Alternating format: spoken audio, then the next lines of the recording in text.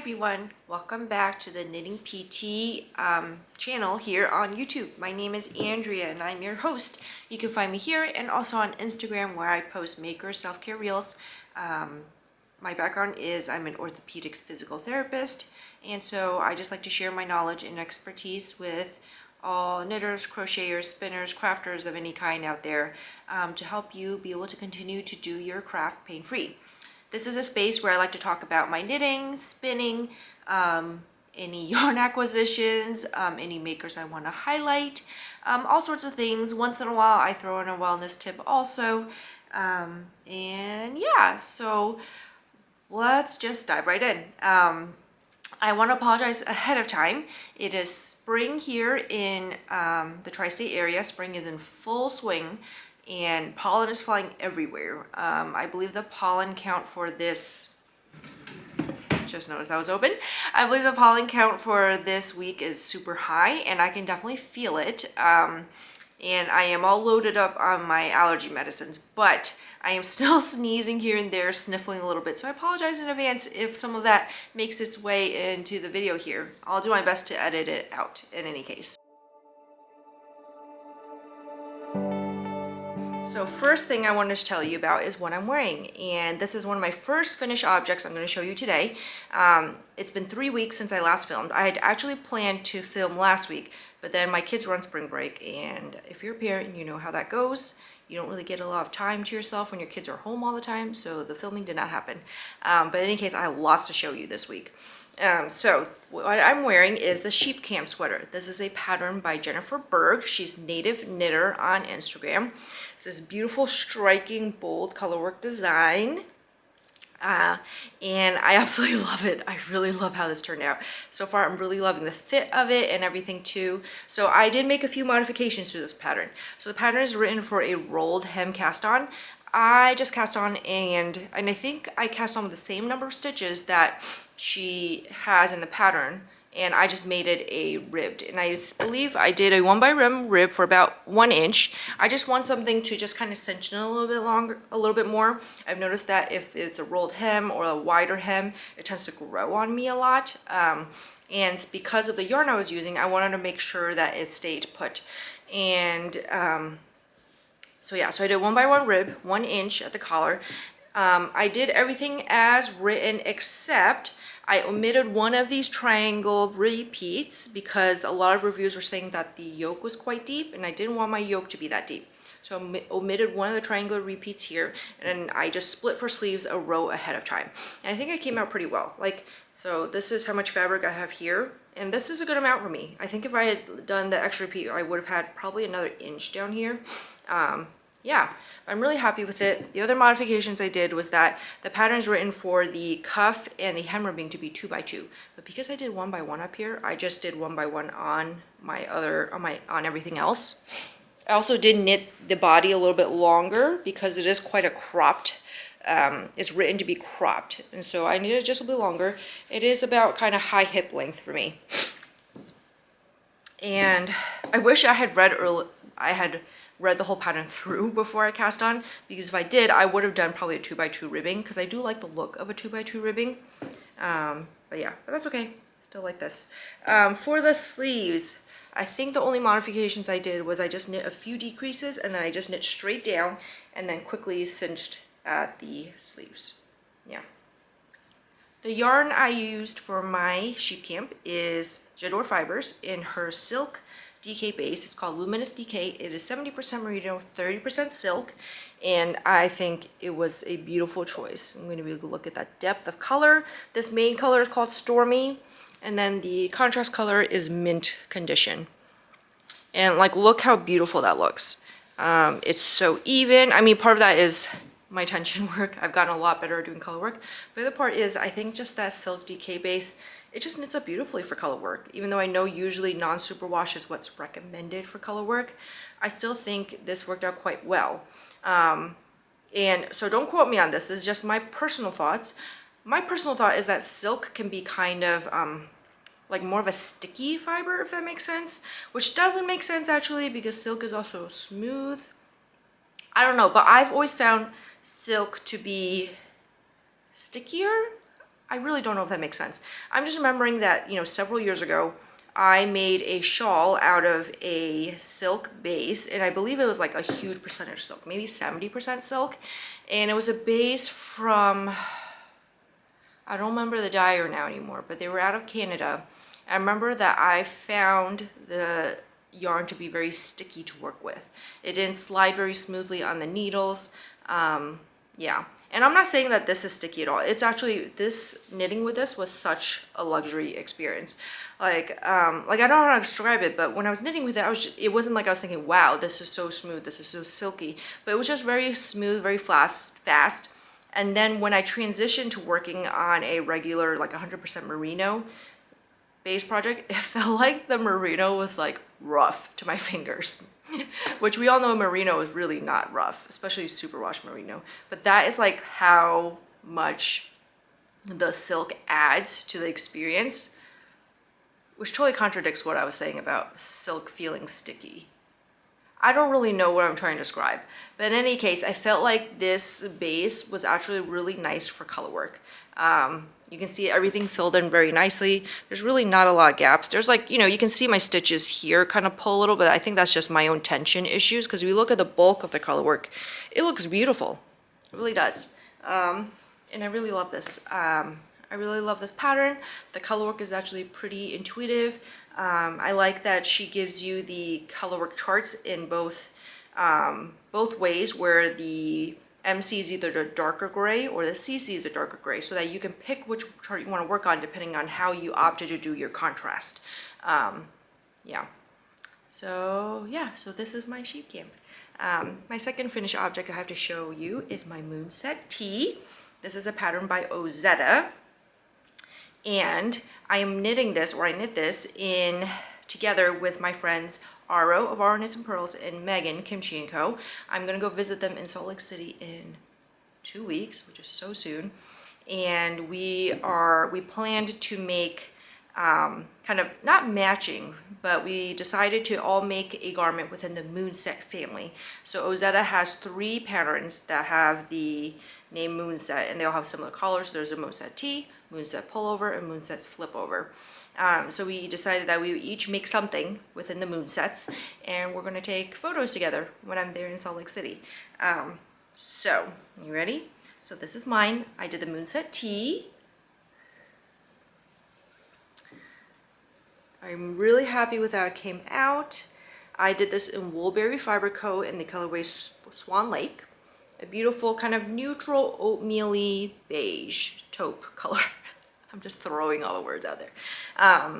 Yeah, you can see that there's a little bit of like variegation in there, a slight variegation. So it came out in kind of this like subtle, not striping, but just, I don't know what to call it. It's not really striping, kind of is, but not totally.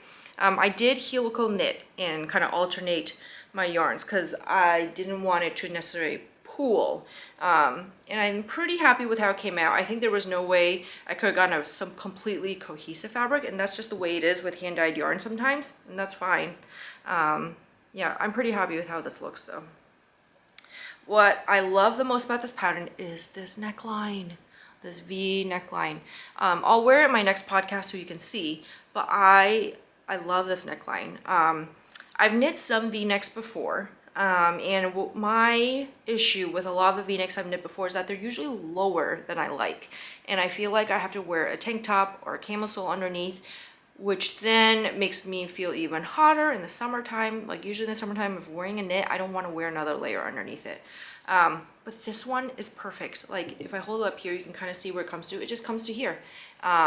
No need to wear something underneath. I really love it. It's a very classy V-neck look with the way the collar is done. Totally, I think, office appropriate. You could dress it up, you could dress it down. Yeah, I definitely want to knit more of these, the tees and the pullovers. I want to knit more of them. I just really love this neckline. I don't have anything like it in my wardrobe, and I think I need more of them. Yeah. It's finished with I-cord bindos at the sleeves and at the body. Yeah, but I'm really happy with this. I cannot wait to take photos with my friends and show you all.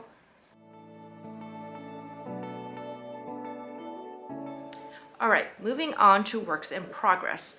Let's see, what should I show you first? Maybe I should show the one I've made the most progress on. So, this is another pattern by Ozetta. This is the Miles shirt jacket. And I think the trick to getting things done for me is to say on the podcast what I would like to have done by then, and then say, I don't think I'll probably get there though. And then somehow I will get there. So last time I said that it would be really nice to have the body bound off by the next time I filmed. And not only do I have the body bound off, but I have picked up for a sleeve and I have maybe a quarter of a sleeve done. So here it is so far. It's kind of hard to see because the hemline won't look nice until it's fully blocked out, but it does have a curved hemline here on the back and on the sides that's done with short rows. And I have picked up for a sleeve. And after I do the sleeves, then I have to pick up for button bands, and I think there's also a collar kind of at the top. But let me kind of slip this on so I can show you how it looks so far. The yarn I'm using for this is Durham Natural, and the Gilead base is a woolen spun yarn. I have a full ball here that I'll show you. This is the colorway Tempet. Yeah. It is a more kind of rustic yarn. I think it'll be okay for a cardigan where I'm layering it a lot and wearing layers underneath because my skin is quite sensitive. So yeah, so I think it'll be all right though. So here it is kind of on so far. So you can, I don't know if you can see, I'm going to try to stand up on my tube, but you can see that curved hem a little bit here. You'll be able to see it much better after it's blocked. But yeah. I think it's going to be super cute. It is an oversized cardigan kind of look. I had cast this on in the fall because I wanted a warm, cozy layer to wear in the office or to just throw over other layers.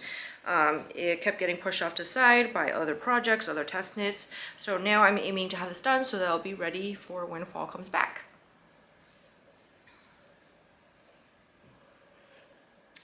The next work in progress I have to show you are my socks, and I have made a decent amount of progress on them. They have become my outdoor knitting for when my kids are playing outside and I need to sit outside and keep an eye on them. Yeah, so here are how they're looking.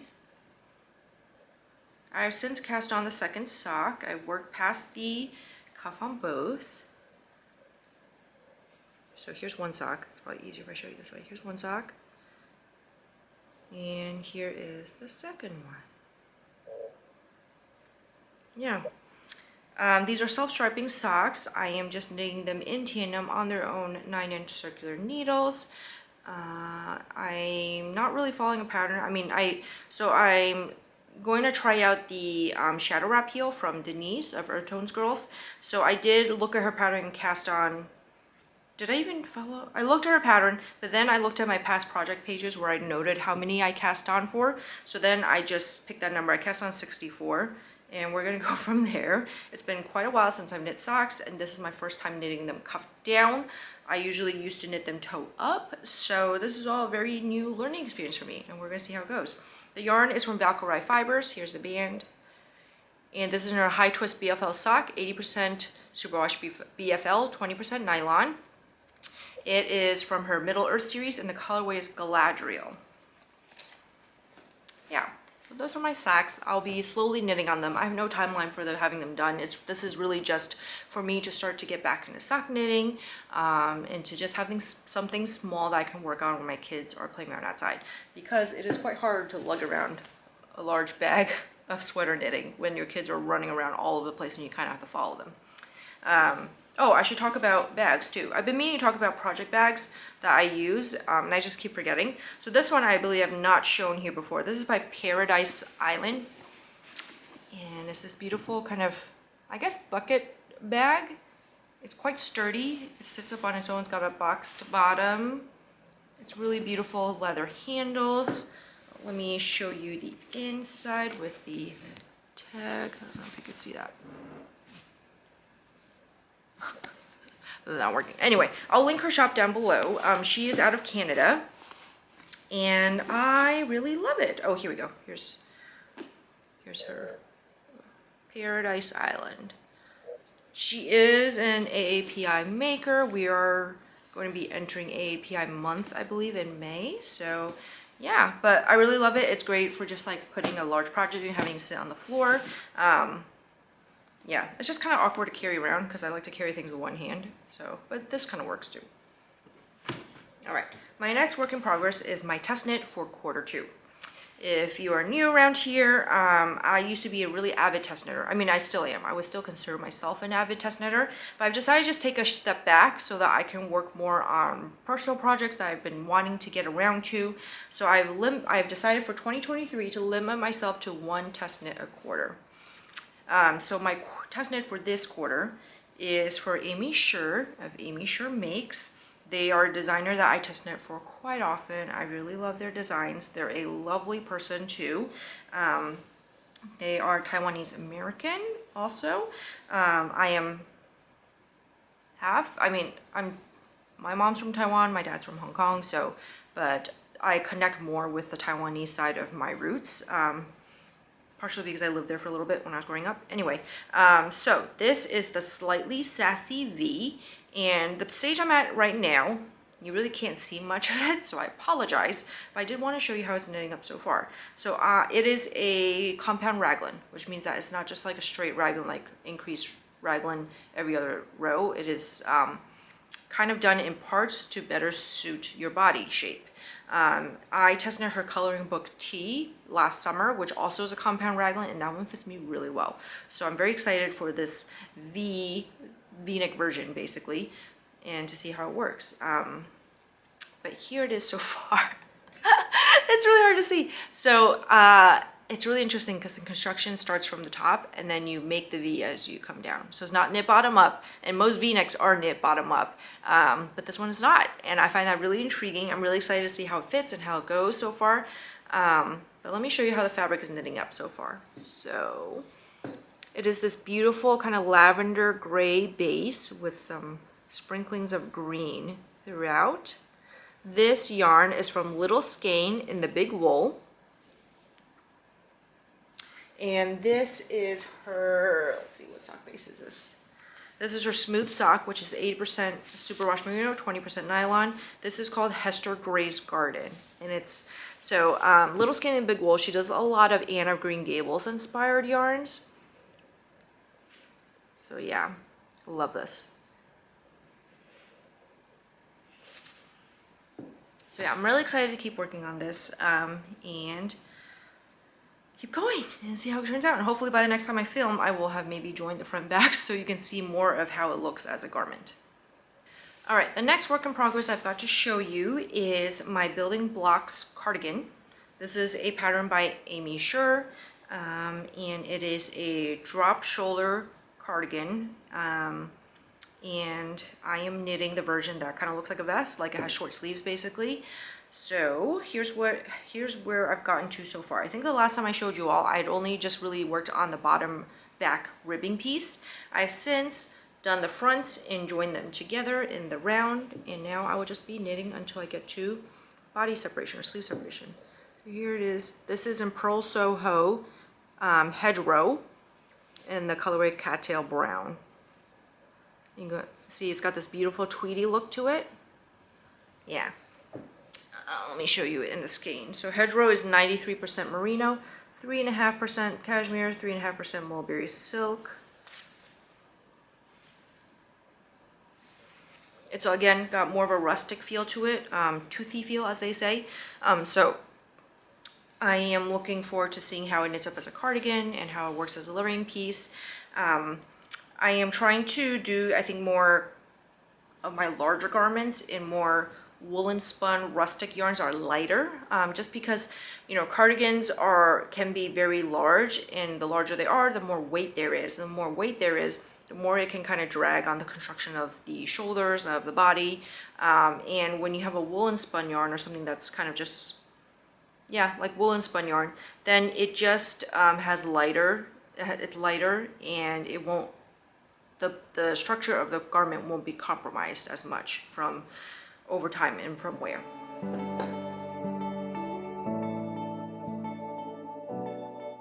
Okay, on to future plans. So I actually have two garments that I am itching to cast on, but I'm trying to make more progress on my current whips before I cast them on too.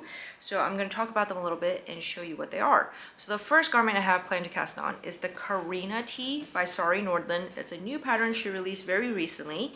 It is a DK weight, short sleeve, kind of like, it's got not a flutter sleeve, but just like a wide sleeve, wide short sleeve tee, and it's cabled. It's absolutely beautiful. I will pop a picture on here for you to see. Her sample is knit with Knitting for Olive pure silk, held double. I happen to have some in my stash, so what I did was I just ordered a few more of them so that I had enough for sweater quantity from Shopla Mercery online. And the color I'm going to use is dark cognac. I have a hard time saying that word. I don't know why. So this is pure silk, 100% pure silk in the color dark cognac. I think it'll look pretty nice. I think the darkness of this color, this kind of dark neutral color, will also make it very versatile, very easy to dress up or down. Yeah, and I'm really excited to have a pure silk garment. I haven't knit anything that's 100% silk yet. Yeah. So that is the first cast on I have planned. The second cast on I have planned, I've been teasing on Instagram. I posted a picture of all the colorways I pulled for it, and I will show a picture here. And I'm going to tell you now what it is. What I'm planning to knit is the patchwork pullover. It's a pattern by Perfectly Knotted that she made for Sorella.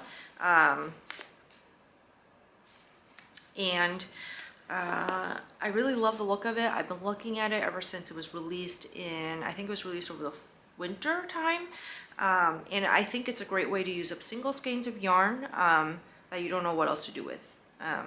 So here's what I've got planned. So I pulled all these yarns from the Anna Green Gables collection slash club that Woolberry Fiber Co. did last year.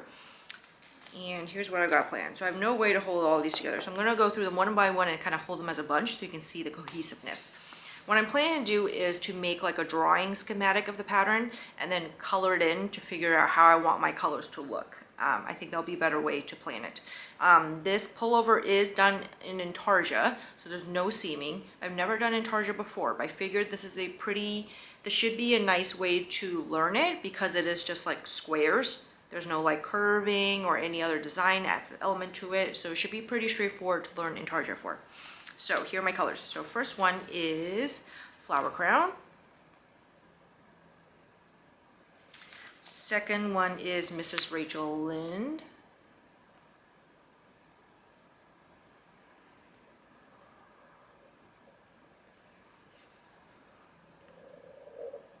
There we go.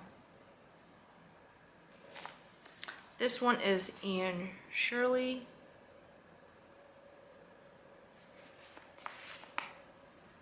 Really, things are having trouble focusing today. There we go. This one is Gilbert Blythe. I love this one. This one is Kindred Spirit. This beautiful red orange. Raspberry Cordial.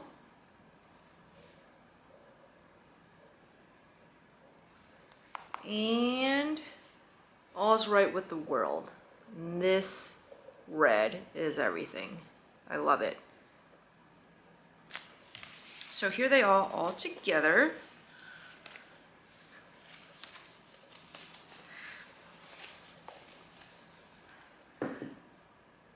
Yeah.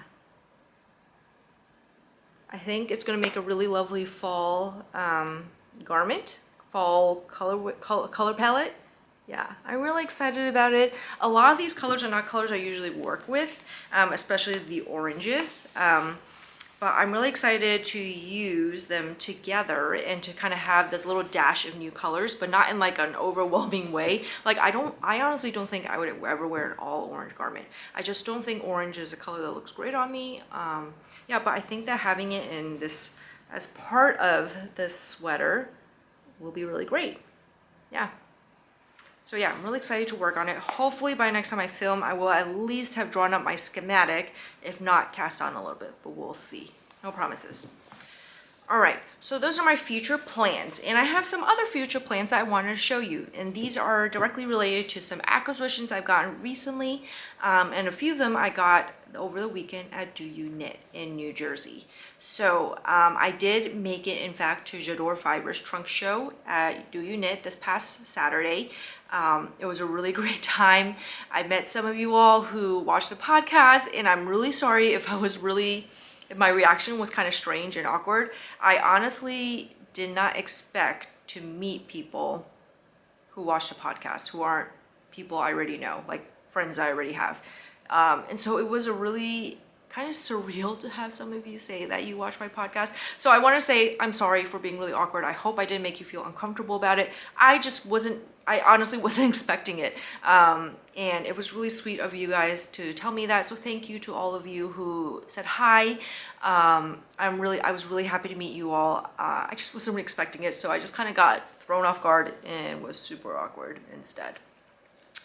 But yeah, so it was a really fun time. Do You Knit is a really cute little store in central New Jersey. They carry a lot of really nice yarn, kind of like luxury fibers kind of side. Karen, the owner, is really funny, really fun to talk to. Yeah, and it was just a great time, and I got yarn. So let's get to what I got. So first, of course, because I went to go support my girl Shannon, I had to get some of her yarn. And if you're a long-time watcher of this podcast, you know that I have not a lot of self-control when it comes to her yarn. Clearly this is all in her yarn. I think for the first time in a while, I do not have a whip that's in her yarn, but a lot of the yarn behind me is her yarn as well. And so she debuted, well, she didn't debut, but she debuted a new base there, and she had some of another new base there.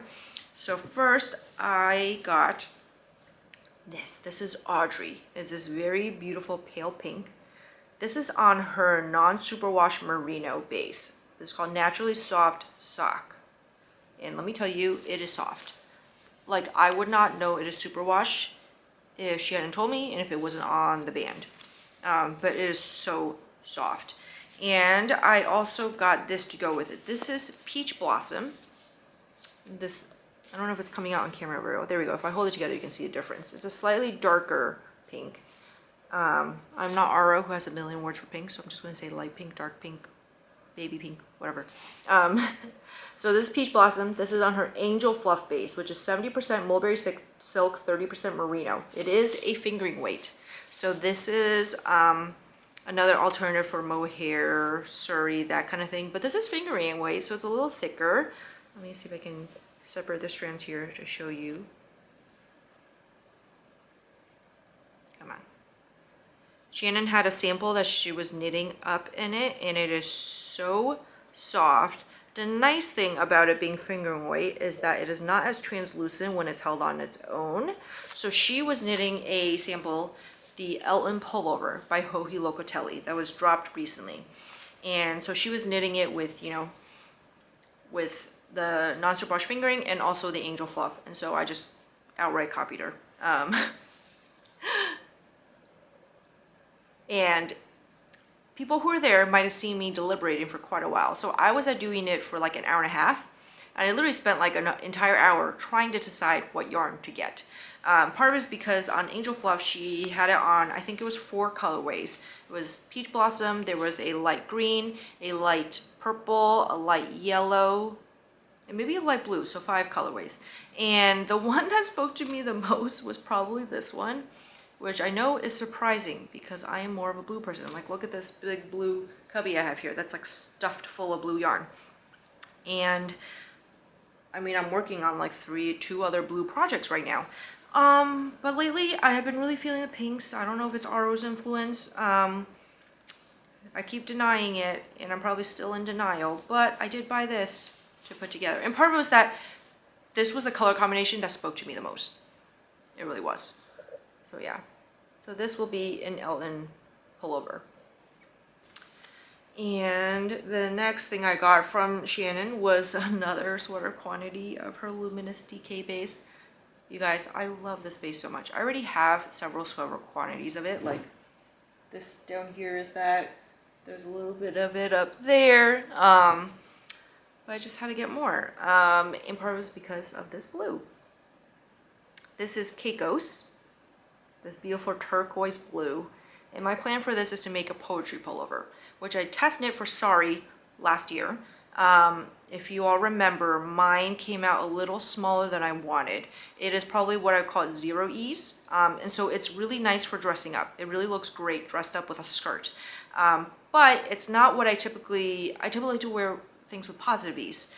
And Shannon had a sample knit up that, I don't remember what the ease on it was, but it's a size 3 size. And I tried it on. I love the fit of it. I love the way it looks. I love the all over lace looks with the silk base. So I got some specifically to knit that. Yeah. All right, so that's what I got from Shannon. Now, at Do You Knit, they have plenty of other yarns. Do You Knit carries a lot of Moondrake yarn and La Bien Aimee, Hedgehog. There was so many yarns there. But there was a sale bin. So of course, I had to go look at the sale bin. And I found La Bien Aimee in there for 50% off. So like you don't leave La Bien Aimee at 50% off behind. You just don't. So this is in the Merino Sport Base. And this is the colorway Tickle. Super cute. Very speckly. It's very springy. I don't really know what I'm going to do with it yet. It is sport weight, so it is 355 yards. Not enough for a garment. I'm thinking maybe a garment for my daughter, perhaps, because this colorway is also very up her alley. Yeah, I couldn't resist bringing these home with me. I also got a single skein of boucle that was also 50% off. This is from Fashion School Dropout Yarn Co. They're dyed in New Jersey. This is the first time I'd seen their yarn. There was only one skein of this left. And it was so pretty that I also just had to bring it home. And it was 50% off again. Boucle, this is the colorway Peace Train. So I don't know what I'm going to do with this either. I think maybe a hat of some sort or maybe a cowl. Just something. Yeah. It's so pretty. Or maybe just something to admire. I don't know. And then last but not least, I got one skein of Fua Fua from Moondrake. So look at this. This is Fua Fua. It is fingering weight. It is, let me see, I can't, the tag is covering the ratios here. Okay, it's 70% brushed cashmere, 30% superwash merino. I'm going to compare it to the Angel Fluff from, you can see here. So Angel Fluff is 70% silk and 30% merino. This is brushed cashmere and merino. You can see the brushed cashmere has more of a halo to it. They're both lovely in their own rights, honestly. But this was very expensive. It was $42, so I only bought one skein. And I think one skein should be enough for me to make the pink velvet by Andrea Mowry. And my plan is to find something in my stash to pair with it for the main color. But this is colorway Frozen. And it is so beautiful. So beautiful. Yeah, super soft. As you can tell, I'm trying out all the fluffy bases that are not mohair or suri. Of course, have I knit any of them up yet? Not yet. Actually, that's a lie. I knit up the Ching Veranita. I do know I love that. But I just kind of want to try everything else there is. They did have Magpie Plume there. Magpie Plume is Magpie's version of this. It's like, I forgot the ratios are of brushed cashmere and silk or merino or silk. I don't remember what the ratios of the makeup of it are. But I know it's a lot of cashmere. They sell those in, I think it's like 25 gram skeins. So they're small. They're still very expensive, which I know cashmere is expensive to begin with. So I couldn't bring myself to buy that. But this, it just kept screaming to me. So I just couldn't leave it behind. Yeah. Moondrake yarn. And the last thing I got from there was a new project bag. So this is by Emilia. It's this beautiful project bag. It is huge. It can definitely fit a sweater. Let's see what other information. This is handmade in Quebec. And what I loved about this was that, you can see it's got spinning fiber all over it already. But it's a canvas outer, but then the inner lining snaps out. So you can snap it out and just bring the inner bag with you too, somewhere with you too. And I don't know why, but that versatility really tickled me. It's got pockets inside. The pockets also snap open and close a little bit, so that you could put something in the pocket and then snap it closed so that it doesn't fall out as much. Yeah, but even the bag without the inner lining is very sturdy and very usable. Yeah, but I love that, I don't know why, I really love this feature that it snaps in and out. I think because then it makes it very versatile. Like, you don't have to transfer projects. Like, so for example, sometimes when I'm going places and I want to bring a project with me, I will transfer to a softer like bag that is squishy like this. Like, some of my project bags are stiffer, right? Some of our project bags are stiffer because we want them to be able to sit open and hold our projects. But then if you want to stuff it in a backpack or something, sometimes it doesn't fit very well. And this would mean that you could just snap it out of this outer bag without transferring your project to a different bag and just bring it with you, toss it in your other bag. Yeah, so really, really love that feature. Now I'm trying to snap it back in. Oh, you know what? I think it goes the other way. There you go. Yeah. But yeah, that feature just really, like, I don't know. I was just like, whoa, that's so cool. I haven't seen this before. Okay, yeah. One more acquisition, stuff falling over, that I wanted to show you is a new project bag I got from Rose and the Wren. She is a maker out of Colorado. She makes beautiful patchwork project bags. I got this one because it's very springy. And a lot of the kind of quilted project bags I have are very wintry based. So I just wanted something a little bit for spring and to support a maker. Jane is her name, and this is the back with her label. Yeah. But yeah, so this is the inside. Yeah, but it's so cute, so cute. I love like these patchwork looks. Just really love them.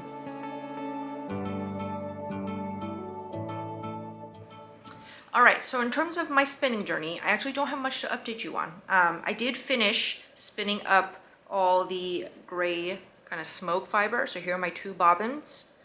Each bobbin holds about 2 ounces of yarn, I believe. So 4 ounces of that. This is a Corriedale.